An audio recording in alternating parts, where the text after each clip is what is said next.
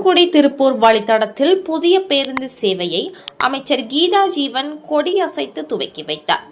பொதுமக்களின் கோரிக்கைகளை ஏற்று அவர்களின் வசதிக்காக தமிழ்நாடு அரசு பல்வேறு வழித்தடங்களில் புதிய பேருந்துகளை இயக்கி வருகிறது. அந்த வகையில் தூத்துக்குடி திருப்பூர் வழித்தடத்தில் புதிய பேருந்து சேவை மன துவக்க நிகழ்ச்சி தூத்துக்குடி புதிய பேருந்து நிலையத்தில் நடந்தது. நிகழ்ச்சிக்கு அரசு போக்குவரத்து கழக மண்டல பொது மேலாளர் பாலசுப்ரமணியன் தலைமை வகித்தார்.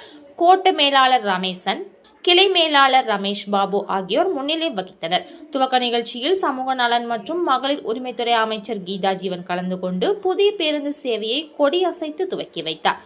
தூத்துக்குடி புறநகர் பனிமலையில் இருந்து இயக்கப்படும் இந்த பேருந்து தூத்துக்குடி புதிய பேருந்து நிலையத்தில் இருந்து தினமும் மதியம் 2:15 மணிக்கு புறப்பட்டு மதுரை, ஒட்டன்சத்திரம், தாராபுரம் வழியாக திருப்பூர் செல்கிறது.